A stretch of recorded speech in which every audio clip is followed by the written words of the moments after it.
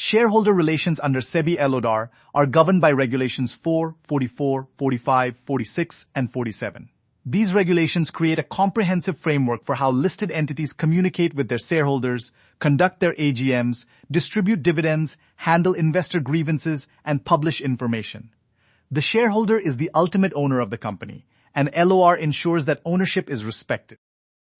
Regulation 44 governs the annual general meeting. Every listed entity must hold its AGM within the statutory timeframe and must give shareholders at least 21 clear days' notice. The notice must include the date, time, venue, agenda, and the details of the business to be transacted. It must also explain the process for e-voting and provide the credentials for shareholders to vote electronically. E-voting is now a mandatory feature of every listed entity's AGM. Regulation 44 mandates that every resolution put to shareholders must be available for remote e-voting at least 3 days before the AGM and up to the conclusion of the meeting. The results of the e-voting, including the number of votes cast for and against each resolution, must be disclosed to the exchange within 2 working days. Regulation 45 requires the listed entity to provide a minimum of 7 days' notice for any postal ballot. Resolutions that require shareholder approval are like a change in the objects of the company, the sale of a material undertaking, or the appointment of a director beyond the age of 70 a must go through the postal ballot process if not transacted at a general meeting. The dividend distribution process under LODR combines the Companies Act requirements with exchange discipline. Once the board declares a dividend, the amount must be deposited in a separate bank account within 5 days, and the dividend must be paid to shareholders within 30 days. Any unpaid dividend must be transferred to the Investor Education and Protection Fund within 30 days of the 7-year expiry period. Regulation 4 mandates that every listed entity must ensure adequate steps are taken for expeditious redressal of investor grievances.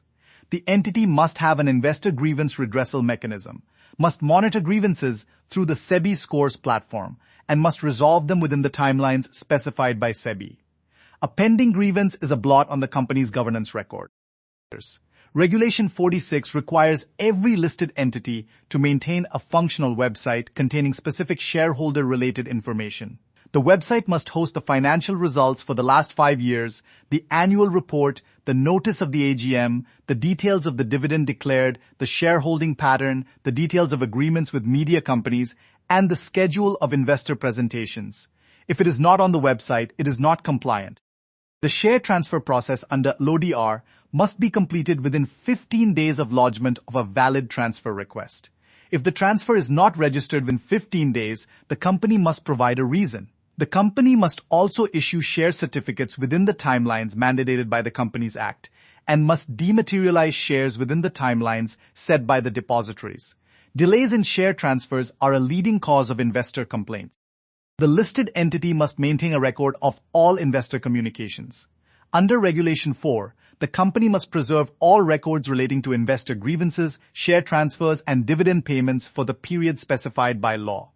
This record keeping is not just good practice euros. It is the primary evidence in any regulatory proceeding or shareholder litigation.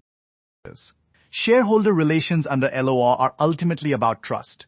Every AGM conducted properly, every dividend paid on time, every grievance resolved, every website updated, and every share transfer completed within the deadline reinforces the shareholders' confidence that the company takes its obligations seriously.